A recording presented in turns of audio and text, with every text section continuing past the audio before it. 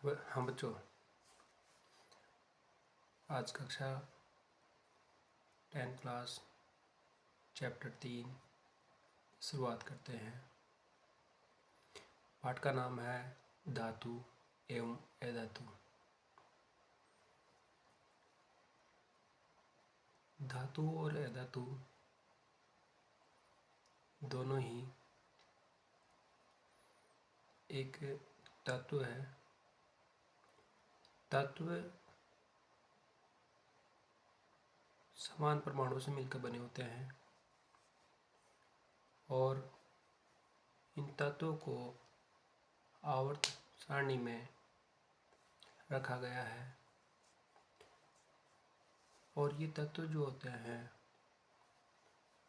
दो प्रकार के होते हैं, धातु एवं अधातु। वैसे ये तीन प्रकार के या तीन भागों में इसको बांटा गया है।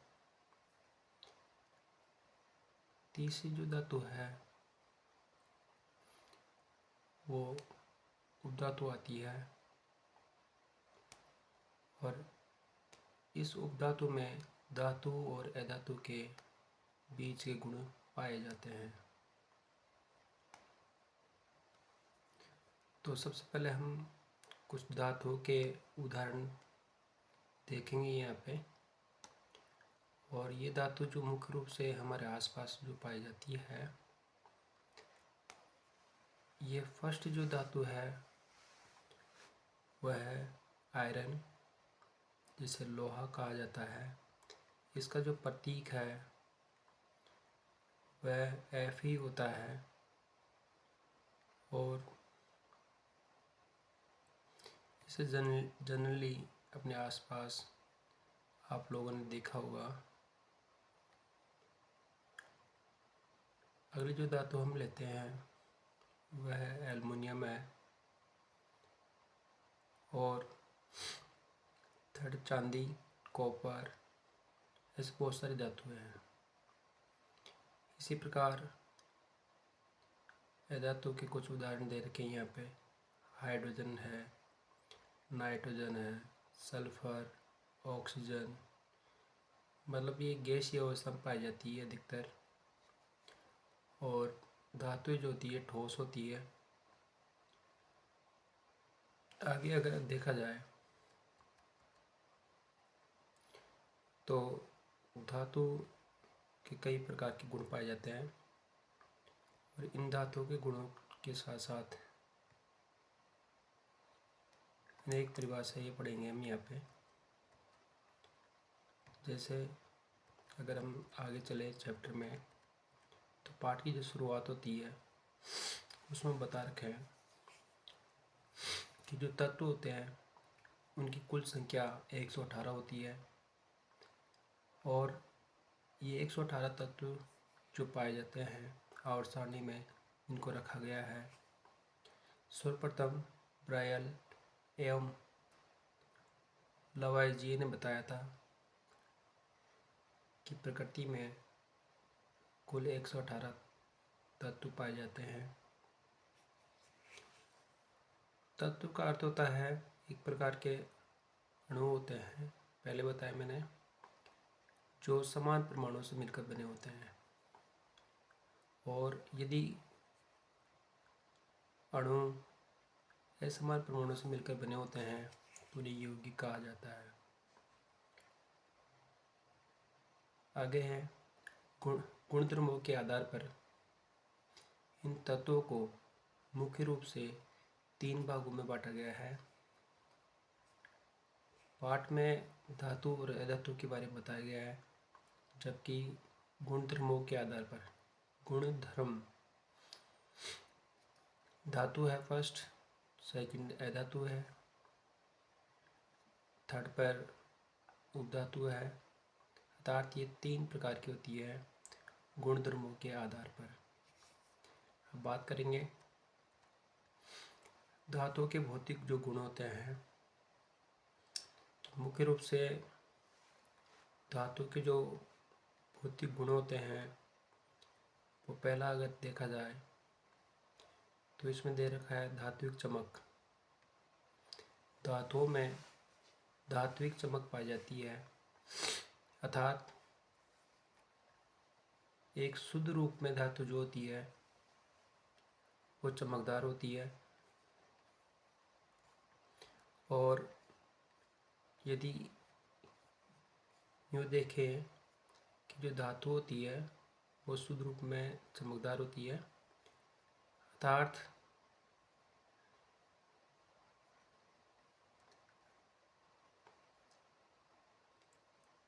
और यदि अशुद्ध रूप में अगर धातु पाई जाती है तो ये जंग खाई हुई होती है, अर्थात धातु संसारण प्रक्रिया द्वारा संसारित हो जाती है, अर्थात जंग पकड़ लेती है। और इस धातु को यदि रेजमार से साफ किया जाए तो जो जंग लगा हुआ पदार्थ होता है धातु ऑक्साइड, उसके हटने के बाद इन पर एक चमक आती है, इस कारण इसे धात्विक चमक कहा जाता है। और सभी वस्तुओं पर धात्विक चमक नहीं पाई जाती। इसके उदाहरण दो याद रखने हैं। फर्स्ट है सोना, दूसरा चांदी, और भी याद कर सकते हो आप, कॉपर, जिंक, एल्युमिनियम, मैग्नीशियम। इसी प्रकार दूसरा अगर गुणों की बात की जाए तो होती है कठोरता, अर्थात जो धातु होती है वो कठोर होती है। अर्थात हम ये कह सकते हैं कि जो धातु होती है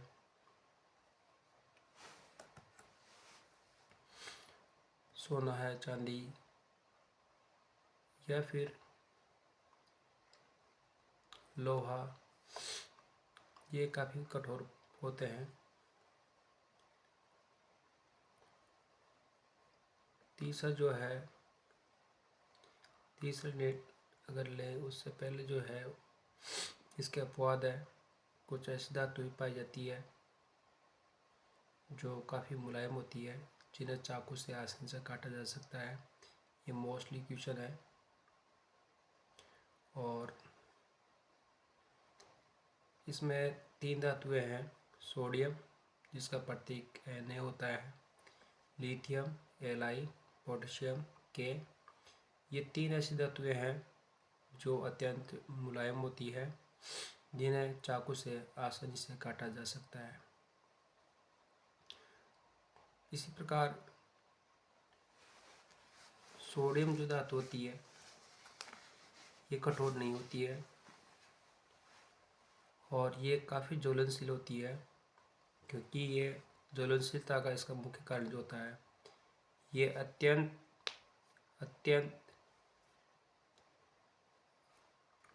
क्रियाशील धातु होती है, अर्थात अत्यधिक क्रियाशील धातु होती है, क्योंकि इसका ज्वलन ताप जो होता है बहुत कम होता है। क्वेश्चन 2 तरीके से आ सकता है कि सोडियम धातु को किरोसिन तेल में डुबोकर क्यों रखा जाता है, और इसके अलावा क्वेश्चन आएगा कि ये अत्यंत ज्वलनशील क्यों होती है, तो आपको बताना है कि इसका ज्वलन ताप बहुत कम होता है और ये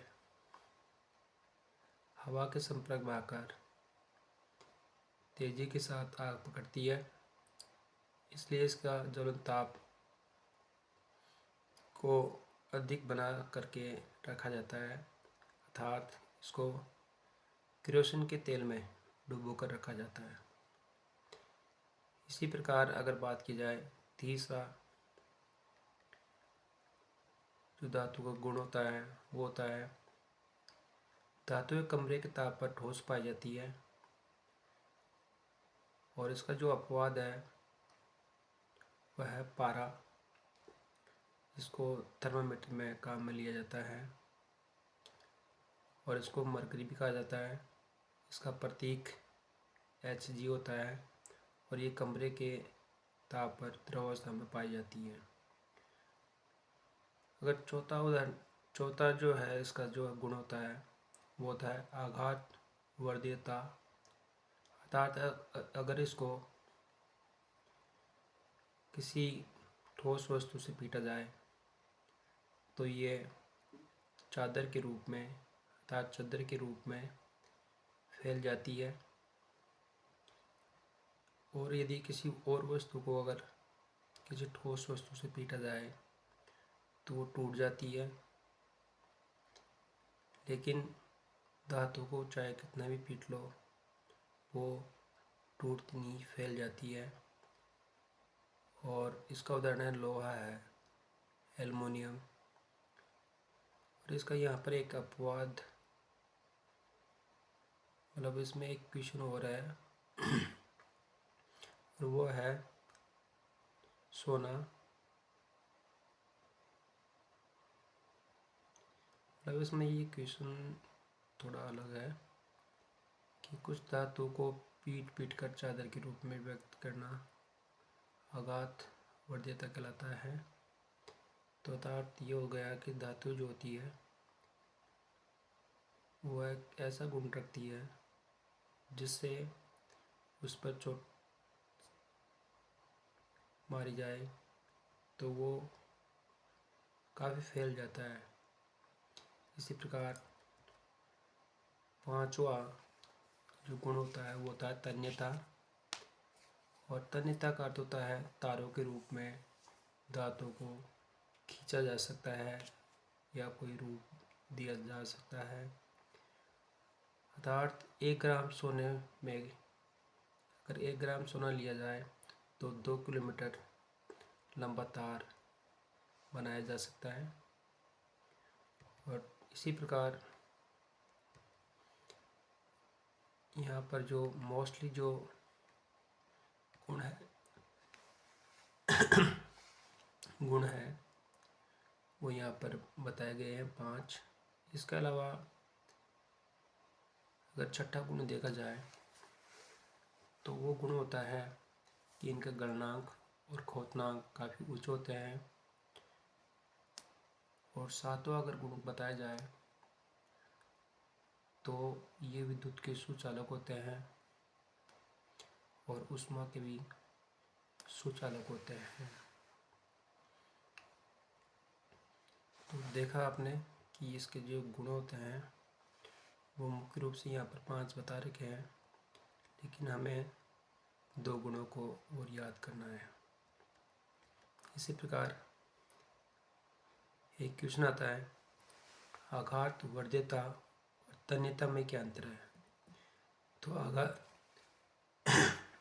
आघात वर्ध्यता का अर्थ होता है कि धातु पर चोट मारने पर वो टूटती नहीं, चद्दरों के रूप में परिवर्तित हो जाती है। और तन्यता का अर्थ होता है कि अगर धातुओं को अर्थात धातु तारों के रूप में परिवर्तित की जा सकती है। और इसमें सबसे अधिक आप लोगे तन्यता में तो सोना ले सकते हो। सोने का अगर 1 ग्राम लिया जाए तो उसका 2 किलोमीटर लंबा तार बनाया जा सकता है। तो यहाँ पर उदाहरण दे रखे हैं, देखो कि आघात वर्ध्यता और तन्यता में जो अंतर है वो यहाँ पर दर्शाया गया है कि धातु जिनको पीट कर चादर के रूप में व्यक्त किया जा सकता है, इसका उदाहरण है लोहा। तो पहला उदाहरण ये ऊपर हो गया। दूसरा इसका अंतर जो है वह लोहा। और इसी प्रकार तन्यता मतलब इसके जो तन्यता है मतलब कुछ धातु ऐसी होती है जिनको खींच करके तारों के रूप में परिवर्तित किया जा सकता है।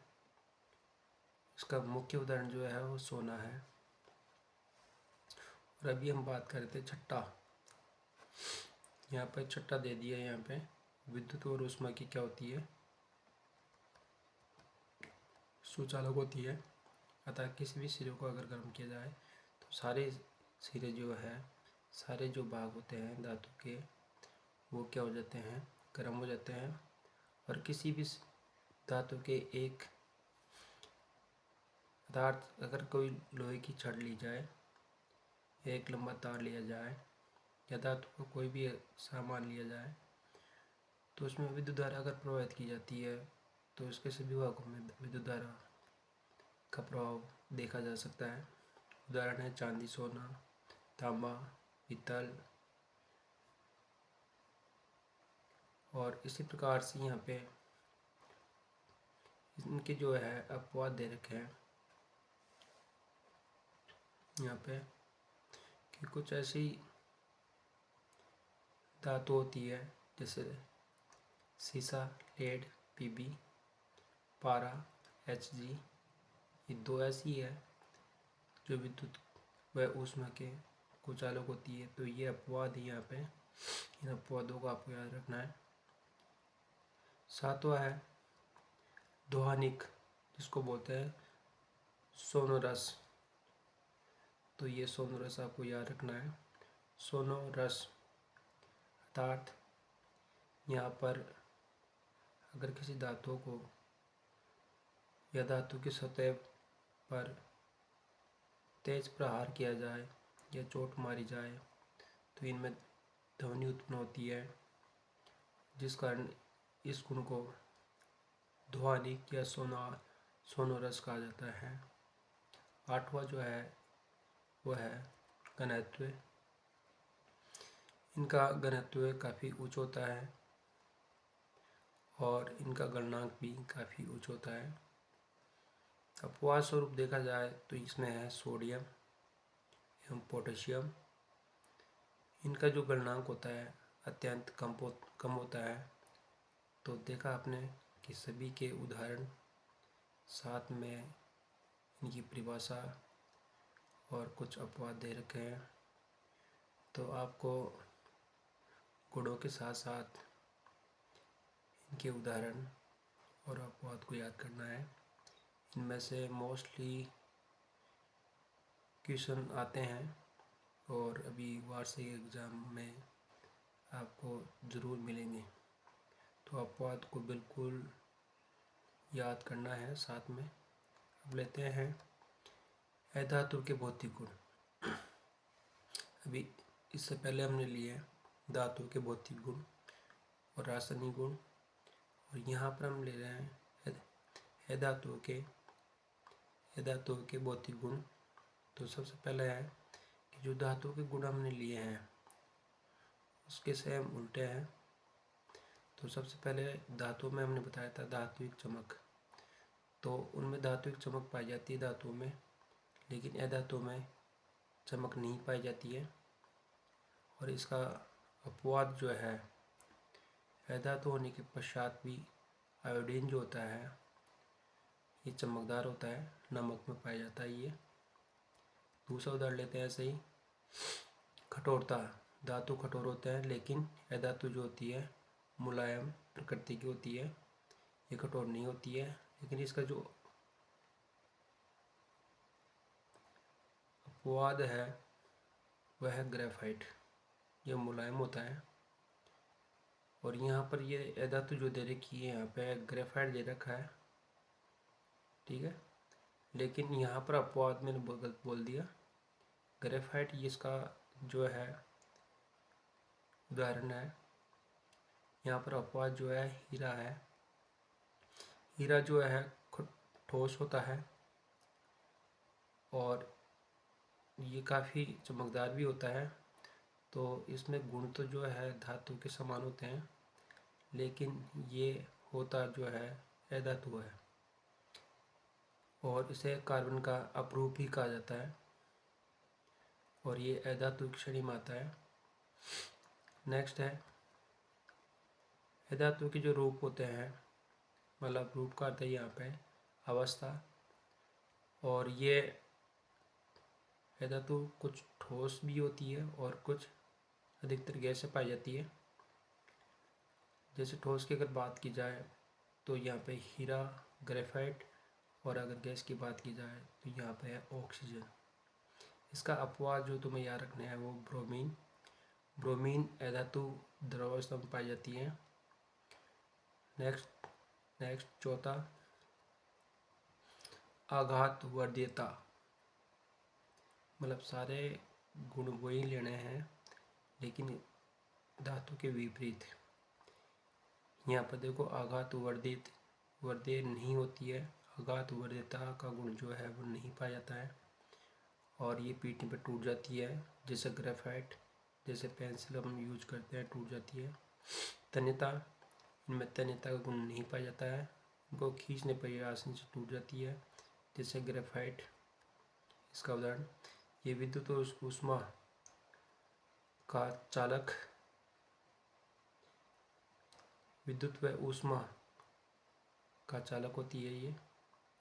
लेकिन यहाँ पर हम देखेंगे कि धातु जो है विद्युत और ऊष्मा का चालक होती है, लेकिन यहाँ पर क्या है, उल्टा है, मतलब विपरीत है। तो यहाँ पर है ये कुचालक होते हैं और इसमें हीरा इसका उदाहरण है। अपवाद की अगर बात की जाए तो ग्रेफाइट एक धातु है लेकिन ये विद्युत और ऊष्मा दोनों की क्या होती है, सुचालक होती है।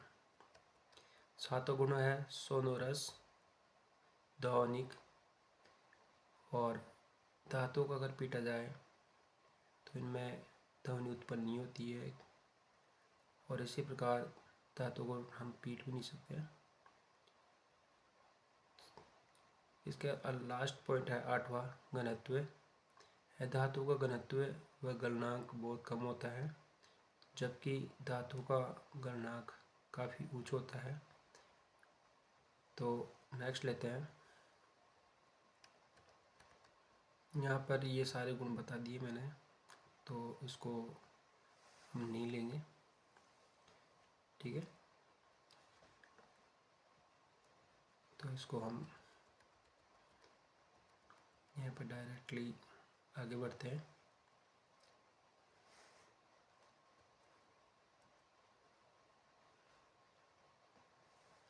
कार्बन और उसके अपरूप। कार्बन अगर की बात की जाए तो इसका परमाणु क्रमांक 6 होता है, संयोजकता इसकी 4 होती है, प्रतीक इसका सी होता है, यह आपको याद रखना है। साथ में इसका इलेक्ट्रॉन विन्यास याद रखना है, 1s2 2s2 2p6। मतलब इसका 1s2 2s2 2p2 होता है, ध्यान रखना है। 1s2 2s2 और 2p2। कार्बन के जो अपरूप है वो है हीरा, ग्रेफाइट और फुलरीन। यहाँ पर कुछ अलग ही दे रखा है, कुछ थोड़ा सा, तो आपको यहीं तक याद रखना है, फुलरीन। और अधिकतर क्वेश्चन आते हैं हीरा और ग्रेफाइट में अंतर, तो इनको देखते हैं पहले। हीरा ये कार्बन का एक शुद्ध रूप होता है,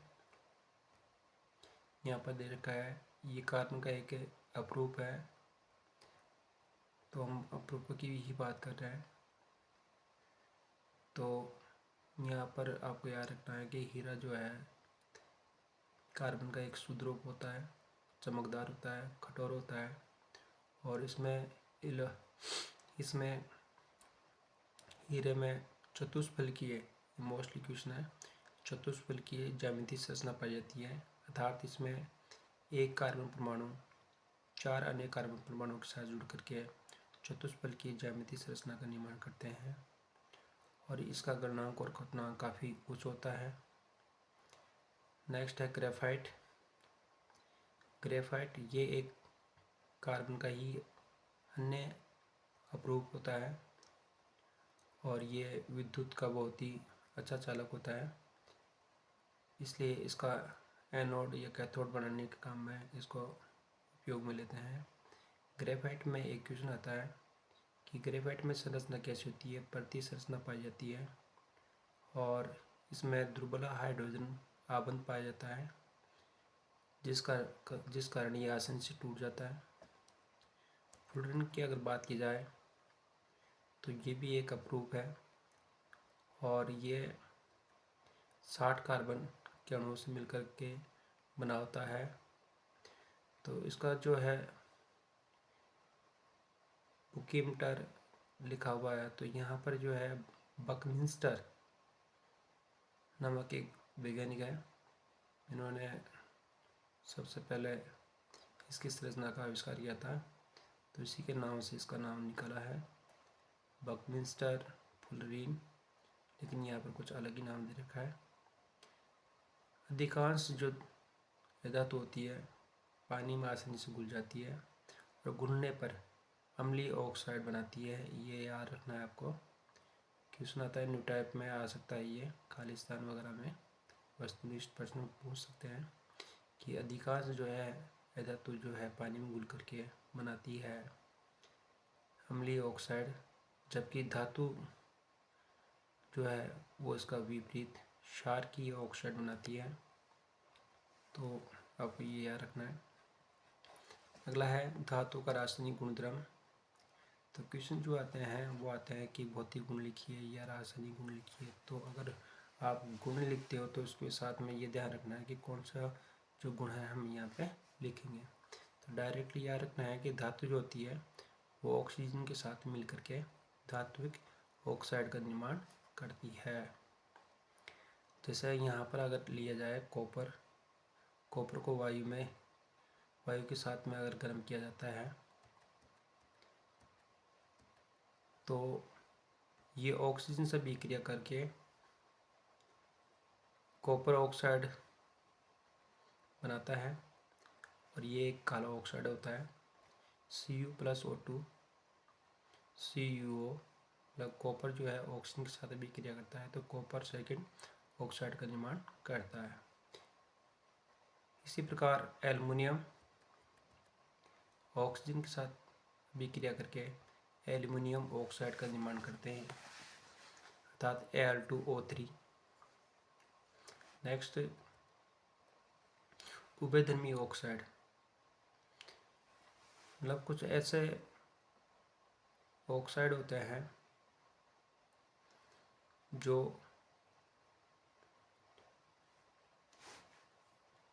अम्ल व क्षार दोनों के साथ में विक्रिया करते हैं।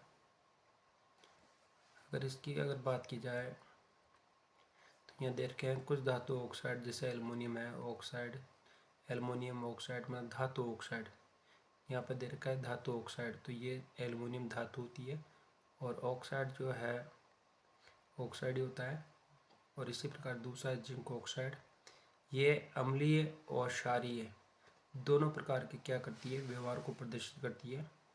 और ऐसे धातु ऑक्साइड को क्या कहते हैं उभयधर्मी ऑक्साइड। उभय मतलब दोनों, ठीक है, और दोनों क्या है अम्ल और क्षार, अर्थात कुछ ऐसी धातु ऑक्साइड होती है जो अम्लीय तथा क्षारीय दोनों तरह का व्यवहार जो है दिखाती है। और इन सभी धातु ऑक्साइड को उभयधर्मी ऑक्साइड कहते हैं। और यहाँ पे दे रखा है कि जब ये इनके साथ अभिक्रिया करती है तो लवण और जल का निर्माण करती है। ठीक है, उभयधर्मी ऑक्साइड ऐसे धातु ऑक्साइड जो अम्ल और क्षार दोनों के साथ अभिक्रिया करके लवण प्लस जल का निर्माण करती है। तो ऐसे धातु ऑक्साइड को उभयधर्मी ऑक्साइड कहा जाता है। उदाहरण के लिए एल्युमिनियम ऑक्साइड और जिंक ऑक्साइड, ये उदाहरण आपको याद रखना है। राइट,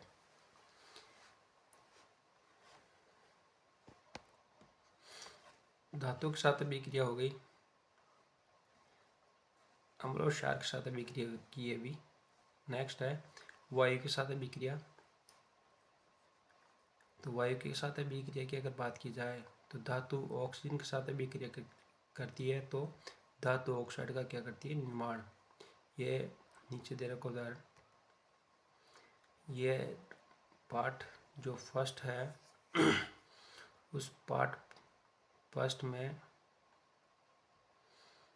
जो संयोजन अभिक्रिया का जो रासायनिक समीकरण है वो याद आया होगा तुम लोगों को कि इसमें मैग्नीशियम का एक फीता लेते हैं और इसको ऑक्सीजन की उपस्थिति में अगर जलाते हैं तो मैग्नीशियम ऑक्साइड का एक सफ़ेद चमकदार पाउडर प्राप्त होता है, जिसे दहन भी कहते हैं। अब ये जो मैग्नीशियम है, मैग्नीशियम का यहाँ पर क्या बोल रहे हैं, दहन का मतलब है उसको जलाते हैं। अर्थात यहाँ पर उदाहरण लेंगे धातु ऑक्साइड। धातु जो होती है ऑक्सीजन के साथ अभिक्रिया करके धातु ऑक्साइड का क्या करती है, निर्माण करती है। इसी प्रकार दूसरा जो उदाहरण देंगे वो देंगे Cu+O2, मतलब कॉपर जो है ऑक्सीजन के साथ अभिक्रिया करता है और CuO का निर्माण करता है। ये सारे संयोजन अभिक्रिया के उदाहरण हैं। तीसरा है एल्युमिनियम, और ये एल्युमिनियम ऑक्सीजन के साथ अभिक्रिया करता है और एल्युमिनियम ऑक्साइड का निर्माण करता है। नेक्स्ट क्वेश्चन आता है एनोडीकरण। एनोडीकरण मतलब एक एनोड होता है और एक कैथोड होता है। विद्युत में धनायन और ऋणायन। अब देखो यहाँ पे कि एल्युमिनियम जो होता है वो धातु होता है, और जैसे लोहा जंग पकड़ता है उसी प्रकार से एल्युमिनियम भी जंग पकड़ता है। तो जब भी धातु को जंग पकड़ती है तो उसको संसरण कहते हैं, और इसी प्रकार एल्युमिनियम को संसरण होने से मतलब जंग से बचाने के लिए इस पर एक प्रक्रिया की जाती है। उस प्रक्रिया को एनोडीकरण कहा जाता है। मतलब एल्युमिनियम को संसरण से बचाने के लिए एनोडीकरण प्रक्रिया का उपयोग किया जाता है। एल्युमिनियम जो होता है वायु के साथ अभिक्रिया करके एल्युमिनियम ऑक्साइड का निर्माण करता है, अर्थात इसकी सतह पर एक एल्युमिनियम ऑक्साइड की परत का निर्माण होता है, और इसी प्रक्रिया को एनोडीकरण कहा जाता है। यहाँ पर दे रखा है धातु वायु के साथ अलग अलग प्रकार से क्रिया करती है। इसमें उदाहरण दे रखे हैं पहले सोडियम, लिथियम और पोटेशियम। और ये पहले बता चुका हूँ मैं कि ये तीनों धातु हैं, लेकिन अपवाद है, मुलायम होती है और अत्यंत क्रियाशील धातु होती है, और इन्हें केरोसिन तेल में डुबो कर रखा जाता है, और खुले वायु में जो है तीव्र गति से तेजी के साथ में विस्फोट के साथ आग पकड़ती है। कुछ धातु होती है जो वायु के संपर्क में जैसे आती है तो वायु में ऑक्सीजन के साथ अभिक्रिया करती है और धातु ऑक्साइड का निर्माण करती है, अर्थात इनकी सतह पर धातु ऑक्साइड की परत छट जाती है, जो इन्हें संसारित होने से इसको इन सभी धातुओं को बचाने का कार्य करती है।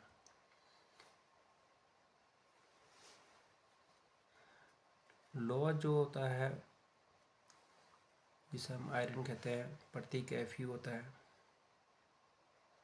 ये आसानी से जलता नहीं है, अर्थात प्रज्वलित नहीं होता है, लेकिन इसको बारीक चूर्ण बनाया जाए तो ये काफ़ी तीव्र गति से ज्वलनशील हो जाता है या ज्वलित होता है। इसी प्रकार तांबा या कॉपर, ये भी जो है प्रज्वलित नहीं होते हैं, आसानी से जलते नहीं हैं, लेकिन इनके ऊपर जो है जंग लगने के कारण काले रंग की परत का निर्माण होता है, Cu+O2, CuO कॉपर ऑक्साइड। कुछ ऐसी धातु जो ऑक्सीजन के साथ अभिक्रिया नहीं करती है, सोना और चांदी। इस कारण से जो है सोने और चांदी के आभूषण तैयार किए जाते हैं। विधर्मी ऑक्साइड अभी ऊपर बताया था मैंने, तो इसका अर्थ ये अब दे रखा है, उदाहरण दे रखा है यहाँ पे जो तुम्हें याद रखना है। वह धातु ऑक्साइड जो अम्ल व क्षार दोनों के साथ अभिक्रिया करते हैं और लवण व जल का निर्माण करते हैं, विधर्मी ऑक्साइड कहलाते हैं। यहाँ वो उदाहरण लेंगे, यहाँ पे एल्युमिनियम ऑक्साइड, यहाँ पर देखो अम्ल है ऊपर HCl, नीचे जो है क्षार है NOH, दोनों के साथ अभिक्रिया करते हैं और लवण और जल का क्या करते हैं, निर्माण।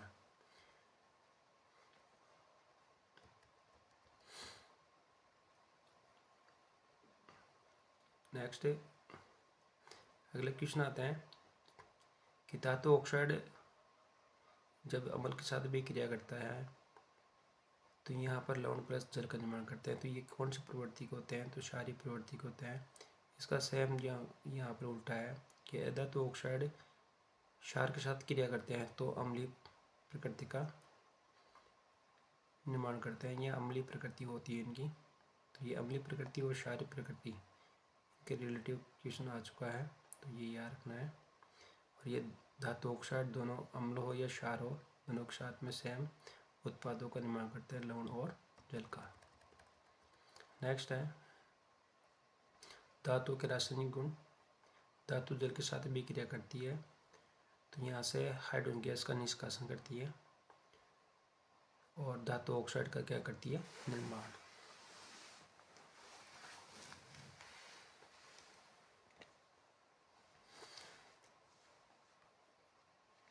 और इसी धातु ऑक्साइड की दोबारा से अगर जल के साथ भी क्रिया करवाते हैं तो धातु हाइड्रोक्साइड का क्या करते हैं? निर्माण करते हैं। तो ये आपको याद करना है। नेक्स्ट अगले लेते हैं। यहाँ पर है ठंडे जल के साथ भी क्रियाशील धातु जो होती है वो याद करना तुम लोगों को।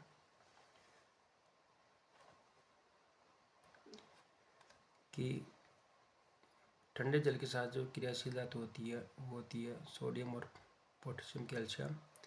और केवल भाप के साथ जो अभिक्रिया करती है वो होती है एल्युमिनियम, आयरन और जिंक।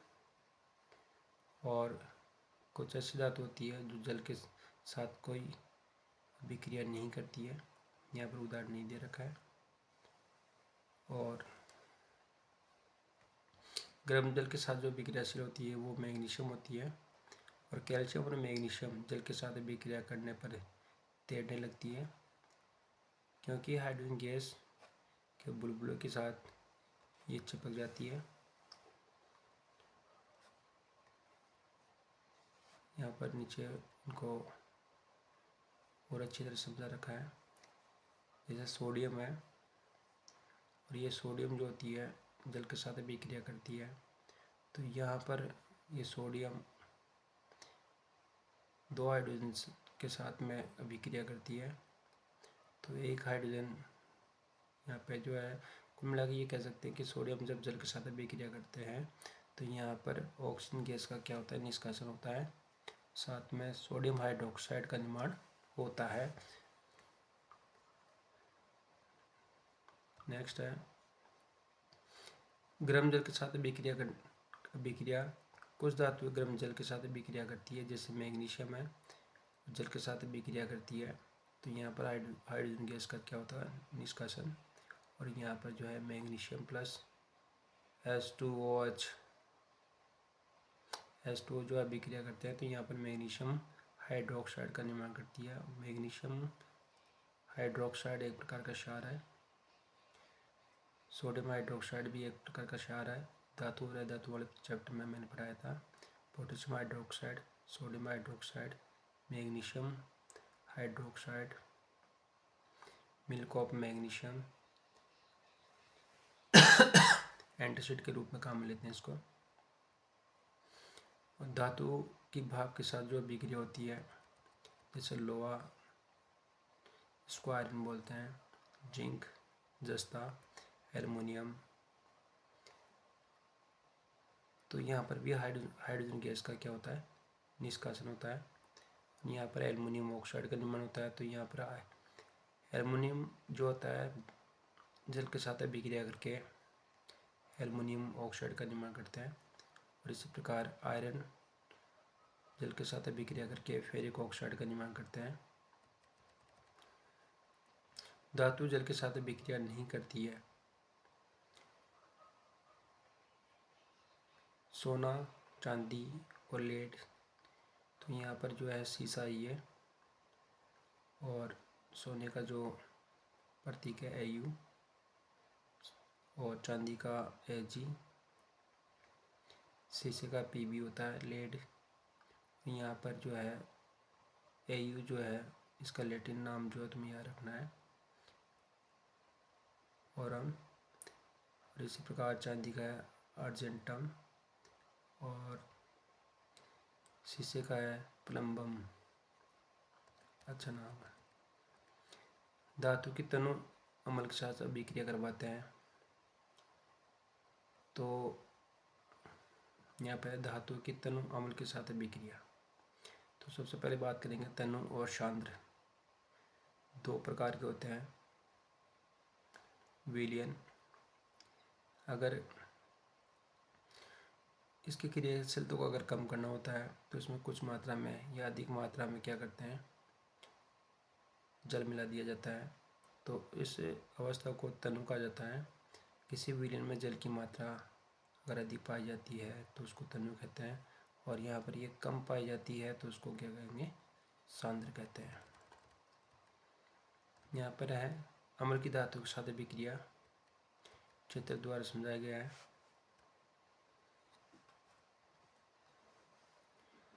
तो यहाँ पर हम चित्र के द्वारा समझेंगे। यहाँ पर एक प्रश्न लेते हैं और स्टैंड की सहायता से इसको स्थिर रखते हैं, साथ में एक प्रवाह नली, ताकि इसको अगर गर्म करते हैं या ये खुद गर्म होता है पदार्थों के रासायनिक अभिक्रिया द्वारा, तो इनमें से जो गैस निकलती है इस प्रवाह नली के माध्यम से निकलती है, और इसमें साबुन का जो विलयन है उसमें से बाहर निकलती है। तो बुलबुले, जब ये गैस बनती है तो ये बुलबुलों के रूप में बाहर निकलती है, और इसको अगर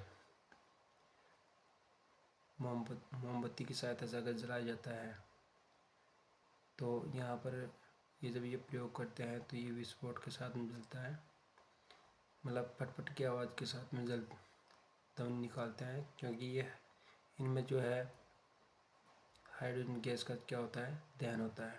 तो ये सबसे पहले यहाँ पे क्या लेंगे, ये स्टैंड लेंगे, स्टैंड के साथ में नली को स्थिर रखेंगे, प्रवाह नली लगाएंगे, बड़ा एक पात्र लेंगे जिसमें साबुन का विलयन लेंगे और एक मोमबत्ती जलती हुई रखेंगे, साथ में इसमें तनु सल्फ्यूरिक अम्ल और जिंक के टुकड़े मिला करके इसको कॉर्क की सहायता से टाइट बंद कर देते हैं। कुछ समय पश्चात जो है दानेदार जो जिंक के टुकड़े होते हैं वो सांद्र यहाँ तनु सल्फ्यूरिक अम्ल के साथ अभिक्रिया करते हैं, और जिस कारण से इसमें से हाइड्रोजन गैस बुलबुलों के रूप में इसमें हाइड्रोजन गैस जो है वो निकलती है, और इसे प्रवाह नली के माध्यम से होते हुए जब साबुन के विलयन से बाहर निकलती है तो ये बुलबुले बाहर निकलते हैं या बुलबुलों के रूप में निकलते हैं। तो इन बुलबुलों के अंदर जो है हाइड्रोजन गैस होती है, जैसे मोमबत्ती लेके आते हैं जलती हुई, तो ये काफ़ी तीव्र गति से फटते हैं और ध्वनि के साथ में फटते हैं। ये जैसे इसका अगर रासायनिक समीकरण के माध्यम से समझे तो यहाँ पर धातु लेते हैं Fe, HCl एक अम्ल है। जब धातु अम्ल के साथ अभिक्रिया करता है, यह धातु क्षार के साथ अभिक्रिया करता है तो विधर्मी ऑक्साइड कहते हैं। लेकिन यहाँ पर हम बात कर रहे हैं कि धातु जो होता है अम्ल के साथ जब अभिक्रिया करता है तो लवण प्लस हाइड्रोजन गैस का निर्माण करता है। तो ये इसका गुण है कि जब भी कोई धातु अम्ल के साथ अभिक्रिया करेगा तो H2 गैस का क्या होगा, निष्कासन होगा। और यहाँ पर HCl जो है प्रबल अम्ल है, याद रखना है तुम्हें। और यहाँ पर HCl हाइड्रोक्लोरिक अम्ल इसका रासायनिक नाम है। यहाँ पर FeCl2 का निर्माण होगा आयरन क्लोराइड। यहाँ पर फेरिक है, इसकी संयोजकता यहाँ पर FeCl2, तो Fe की यहाँ पर जो संयोजकता है वो 2 है, और क्लोरीन की माइनस की 1 है, और Fe की प्लस की 2।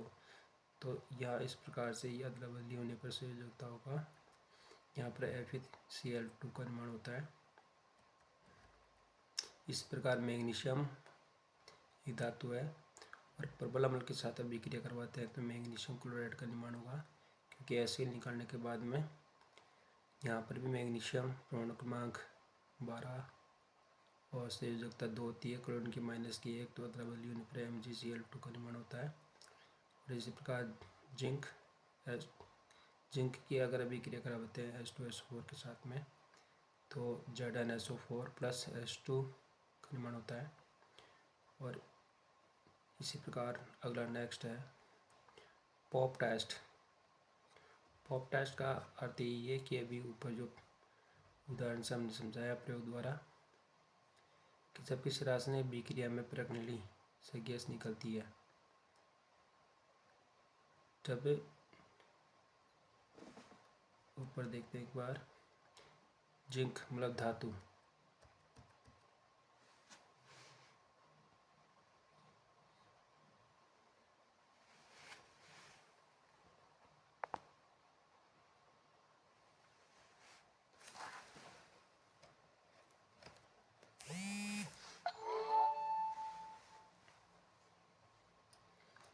बैटरी थोड़ी कम लग रही है।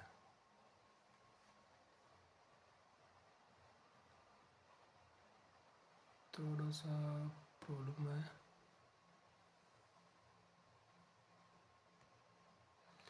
कोई दिक्कत नहीं। कि अभी प्रयोग जो ऊपर वाला जो चल रहा था अपना, उसमें यह है कि पॉप टेस्ट का अर्थ होता है कि अगर हम धातु को किसी अम्ल के साथ अभिक्रिया करवाते हैं तो धातु अम्ल के साथ अभिक्रिया करके एक गैस का निर्माण करता है। और उस गैस को अगर जलती हुई मोमबत्ती के संपर्क में लेके आते हैं तो वो तेज ध्वनि के साथ में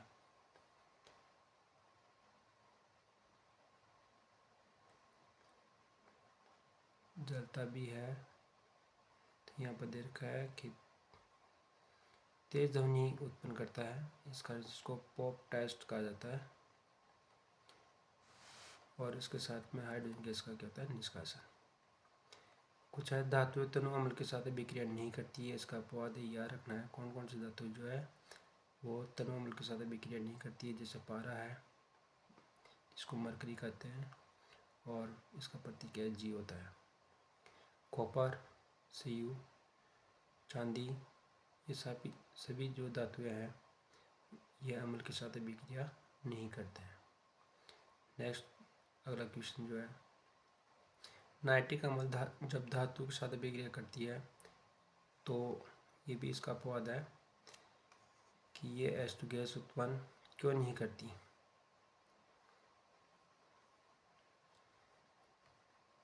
नाइट्रिक अम्ल एक प्रबल ऑक्सीकारक है। H2 गैस ऑक्सीकृत होकर के जल में परिवर्तित हो जाता है। ध्यान रखना है कि इसमें H2 गैस का निर्माण तो होगा, लेकिन ऑक्सीकरते हो करके दोबारा से ये क्या करता है, ऑक्सीकरते होता है, ऑक्सीजन के साथ में विक्रिया कर लेता है और जल में क्या होता है, परिवर्तित हो जाता है। मतलब ऑक्सीजन गैस जो है वो हाइड्रोजन के साथ में विक्रिया करके जल का निर्माण कर लेता है।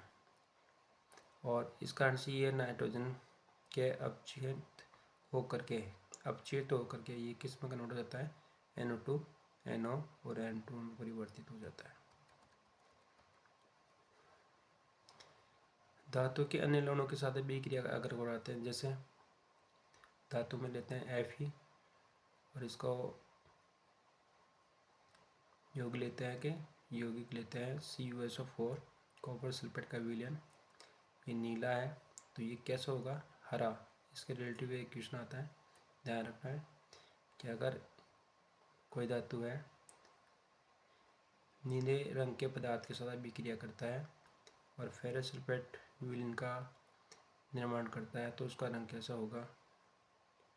ठीक है, तो आपको याद रखना है Fe आयरन होता है, लोहे की कील लेते हैं और इसको कॉपर सल्फेट के विलयन में डालते हैं जो नीला होता है। तो कुछ समय पश्चात जब रासायनिक अभिक्रिया होती है तो इसमें कॉपर अलग हो जाता है और लोहा जो है वो सल्फेट के साथ अभिक्रिया करता है और जिस कारण से इसका रंग जो है नीले से हरा हो जाता है।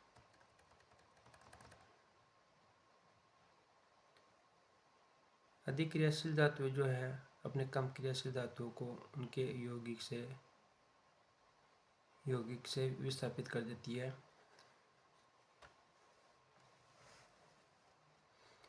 तो ये जो विस्थापन भी क्रिया की परिभाषा आ रही है यहाँ पे, याद रखना है आपको कि कई बार क्या होता है कि अभी जो ऊपर हमने बताया कि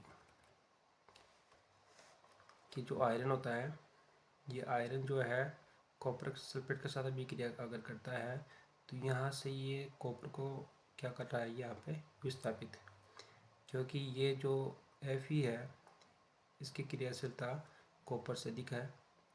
इस कारण से ये क्या कर देता है, कम क्रियाशील धातु को विस्थापित कर देता है।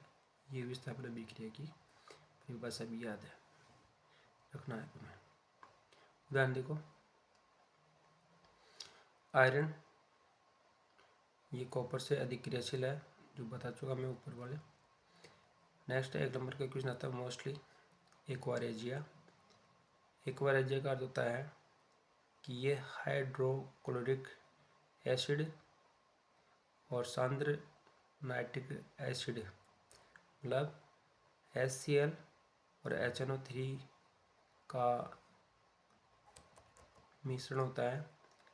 तो इसमें तुम किस तरह से याद रखोगे, पहला क्वेश्चन आएगा एक्वारेजिया क्या होता है, तो आप बताओगे हाइड्रोक्लोरिक अम्ल व सांद्र नाइट्रिक अम्ल का एक मिश्रण होता है। दूसरा क्वेश्चन आएगा कि इनका अनुपात बताइए, 3:1 होता है। नेक्स्ट है ये यहाँ दे रखा है सोना भंग कर सकता है, अब सोने को ये गला सकता है, सोने को नुकसान पहुंचा सकता है।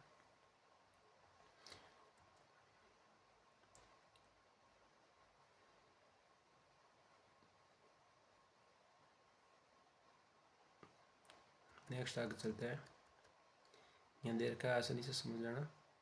HCl 3 अणु और HNO3 के 1 अणु को जब मिलाते हैं तो एक्वारेजिया का निर्माण होता है।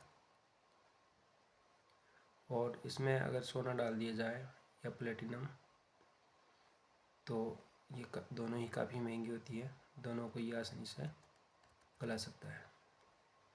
ये क्वेश्चन तुम्हें याद रखना है कि इनको क्रियाशील धातु होती है, कौन सी कम क्रियाशील धातु होती है, इनको जो है एक घटते हुए और बढ़ते हुए क्रम में आपको व्यवस्थित करना है। तो यहाँ पर जो है सबसे अधिक क्रियाशील धातु जो होती है पोटेशियम है, और सबसे कम जो है वो है सिल्वर, और लास्ट में Au। ये सेकता श्रेणी का उदाहरण है। तो सेकता जो श्रेणी है वो पोटेशियम से स्टार्ट होकर के सोने तक जाती है, तो इसका क्रम तुम्हें याद रखना है। 1 नंबर की ये मोस्टली है। जैसे ये है कि सेकता श्रेणी किसे कहते हैं, अगर धातु को उनकी क्रियाशीलता के आधार पर अवरोही क्रम में घटते हुए क्रम में व्यवस्थित की जाती है तो उसे सेकता श्रेणी कहते हैं। अर्थात सेकता श्रेणी वह श्रेणी होती है जिसमें धातु को उनकी क्रियाशीलता के घटते क्रम में व्यवस्थित करते हैं, जिसमें सबसे अधिक क्रियाशील धातु को सबसे ऊपर की ओर और सबसे कम क्रियाशील धातु को सबसे नीचे की ओर रखा जाता है, और बीच में मध्यम क्रियाशील धातु को रखा जाता है। इसके बाद धातु की अधातु के साथ अभिक्रिया।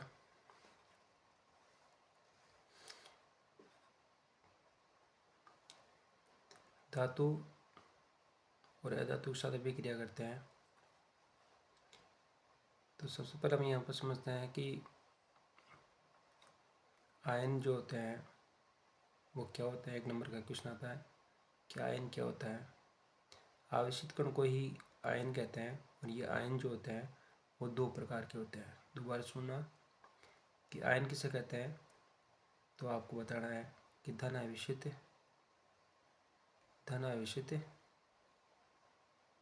तत्वों को, धन व ऋण आवेशित तत्वों को क्या कहते हैं, आयन।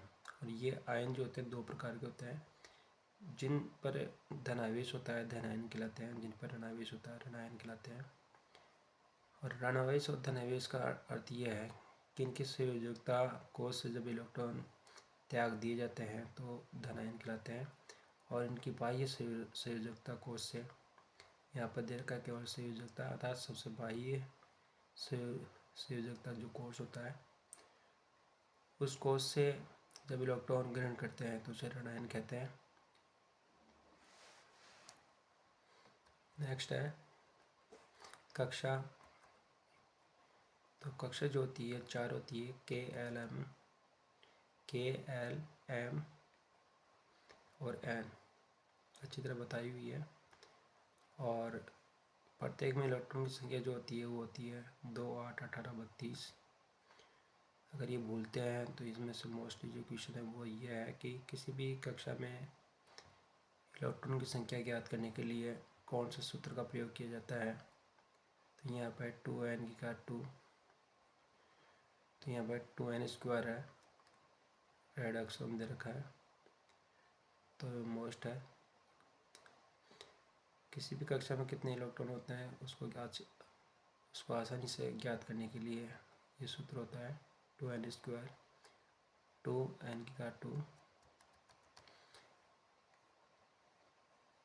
उत्कृष्ट गैस है, अर्थात इनको एक्रिय गैस कहते हैं, क्योंकि इनकी बाह्य कक्षा में इलेक्ट्रॉन की संख्या 0 होती है। और यहाँ पर इनके परमाणु संख्या तो हमें याद रखनी है। हीलियम की परमाणु संख्या 2 होती है।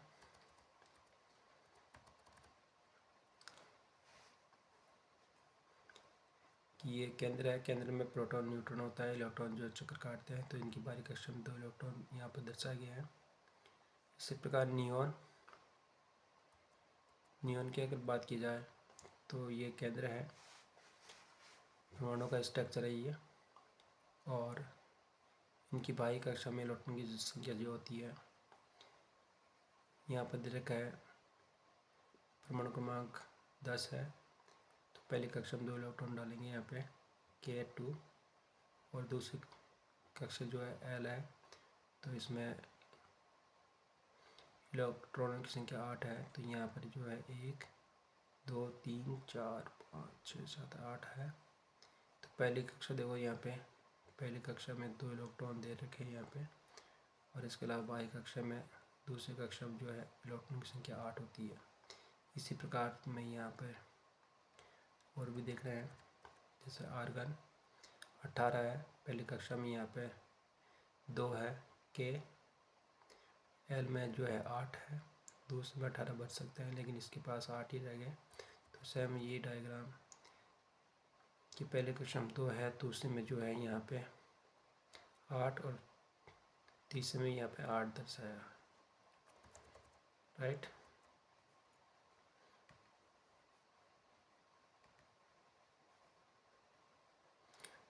इसी प्रकार यहाँ पे क्लोरीन 17 परमाणु क्रमांक है, पहली कक्षा में 2, दूसरी में 8, तीसरी में जो है 7 है। तो यहाँ पर आपको कक्षा 1, 2 और 3, पहली कक्षा में आपको क्या करना है कि पहली कक्षा की अगर बात की जाए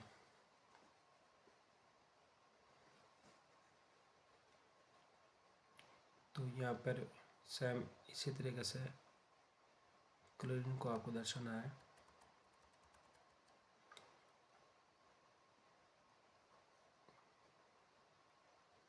इसके अलावा NaCl का निर्माण कैसे होता है, इसको साधारण नमक भी कहते हैं।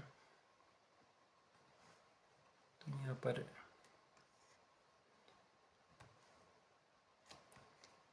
सोडियम जो है क्लोरीन के साथ अभिक्रिया करता है, तो इसके पास इसकी जो संयोजकता है वो +1 है। धातु क्लोरीन है, इसकी बाहरी कक्षा में 7 इलेक्ट्रॉन होते हैं, और सोडियम जो है 1 है। तो ये अपने आप को साथ रखने के लिए इनकी बाहरी कक्षा में इलेक्ट्रॉन संख्या 8 रखने के लिए इनमें से एक इलेक्ट्रॉन के साथ अभिक्रिया करता है। तो अर्थात सोडियम इसके साथ जुड़ करके NaCl का निर्माण करता है। बोर्ड पे समझाने में काफ़ी आसानी होती है। अभी टाइम की वजह से मैं बोर्ड पे आज पढ़ा नहीं पाया तुम लोगों को, मुझे भी काफ़ी असुविधा हो रही है। इसी प्रकार जो है सोडियम, नेक्स्ट है उत्कृष्ट गैसें तुम्हें याद रखनी है, हीलियम, नियॉन और आर्गन। और इसका थोड़ा सा याद करने का टिप्स दे रखा है, वह पूर्व आहार, तो देख लेना तुम अच्छी तरह से। नेक्स्ट क्वेश्चन है आयनिक यौगिक, धातु से इलेक्ट्रॉन का अधातु की ओर गमन करना आयनिक यौगिक कहलाते हैं। अर्थात धातु अधातु आपस में अभिक्रिया करके आयनिक यौगिक का क्या करते हैं, निर्माण करते हैं। क्योंकि धातु के पास इलेक्ट्रॉन की अधिकता होती है, अधातु के पास इलेक्ट्रॉन की कमी होती है। जब अपने इलेक्ट्रॉन को एक दूसरे को लेकर देख करके या आयनिक यौगिक का क्या करते हैं, निर्माण। इनके गुण लिखना है, ये काफ़ी एक दूसरे को आकर्षित करता है और इनके बीच में मजबूत स्थिर विद्युत बल पाया जाता है।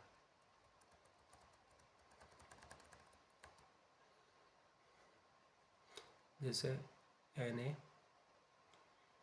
परमाणु क्रमांक 11 होता है, पहले कक्षा में 2 इलेक्ट्रॉन, दूसरे में 8, लास्ट में 1। तो ये एक जो इलेक्ट्रॉन आता है वो हट जाता है यहाँ से। क्लोरीन की बारी कक्षा में 7 इलेक्ट्रॉन होते हैं और परमाणु क्रमांक 17 होता है, पहले कक्षा में 2, दूसरे में 8, तीसरे में जो है 7 है। तो ये अपने आप को ऐसा रखने के लिए सोडियम के द्वारा जो एक बारी कक्षा में इलेक्ट्रॉन है वो त्याग दिया जाता है, तो इसको क्लोरीन ग्रहण करता है और साथ में यहाँ पे Cl का क्या होता है, मान होता है। अब इस प्रकार से सोडियम के द्वारा त्यागा हुआ इलेक्ट्रॉन क्लोरीन ग्रहण करता है और इस प्रकार NaCl का क्या होता है, निर्माण। सेम ऐसे प्रोसेस है, मैग्नीशियम 2 इलेक्ट्रॉन को त्यागता है, क्लोरीन 1 इलेक्ट्रॉन को ग्रहण करता है और अपनी बारी कक्षा में इलेक्ट्रॉन संख्या 8 कर लेता है, 2 8 8 8। और इस प्रकार अभिक्रिया करवाते हैं तो मैग्नीशियम और क्लोरीन Cl2 जो है मैग्नीशियम को बारी कक्षा में जो 2 इलेक्ट्रॉन होते हैं उसको त्यागना पड़ता है, क्योंकि अपनी बारी कक्षा में इलेक्ट्रॉन संख्या 8 रखने की कोशिश करता है। और प्रत्येक क्लोरीन जो है एक